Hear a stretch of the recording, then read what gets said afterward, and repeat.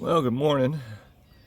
Out here working on this old Cadillac CTS. Got the little V6 in it.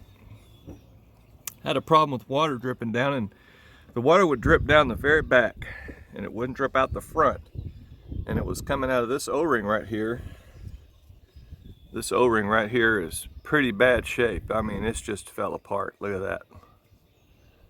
It's in really miserable shape. So we're gonna get this O-ring. I got a brand new one.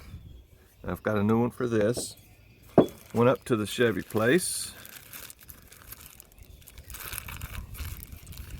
And this is the big O-ring, or well, no, this is this little square one. All right, that's the little square O-ring there. And this is the big round one. If anybody cares to see part numbers and things, there you are.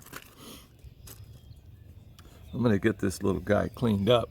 Now, when you take these O-rings out, I always use a pick and kind of dig on it a little bit, because I mean, you know you're going to replace it, so you just kind of make it stand up somewhere. Now, I've got both of these O-rings. Just want to be careful about marring it in a place where it can get a leak going. There we go. So this is the little small square one.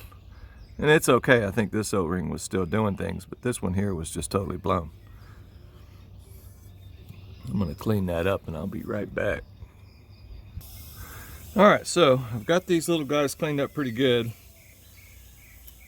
Or well, at least the housing is cleaned up pretty good. They've managed to put some kind of sticker on some kind of crazy sticker on the O-ring there. But what you want to do is grease that slot up pretty good. Get that O-ring around there, and I'm gonna make sure that it's greased nicely. Okay, if I've said it once, I've said it 1,000 times. All O-rings must have some type of lube on them, preferably a type of lube that doesn't eat the rubber O-ring up. Let's double wrap this one. Pretty concerned about these things being packed well. Alright, so let's see. There we go. So I've got it greased inside the slot already, and I'm just sliding this little guy in. Alright, so we've got plenty of lube. Alright, now on this particular housing, when you take the bolts out, you'll see that there's on each side there'll be like a little plastic alignment guide. Don't lose those. Alright, now I'm going to clean up the engine block side of this, and I'll be right back. Alright, so on this Cadillac V6, we got these two O-rings that are in bad shape. This one's leaking. This is the funny one. Kind of a weird shape. But they go right here on this water neck housing. Okay, I've got it all cleaned up nice now. Sets in there like so. So we're going to get this little guy put together here.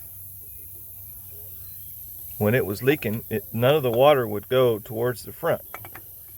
The water would always go towards the back. It's difficult to find, but the one that was leaking was this one here at the top. So anyway, get that little guy lubed up real nice and just slide it in. Of course, I can't do it with one hand. That's how that little guy goes in there. It's got two bolts like this, and it's got the just don't lose, each bolt has a little plastic alignment sleeve that fits in there, so just be careful about losing those. Sometimes they come out, sometimes they stay in, so just keep an eye on that.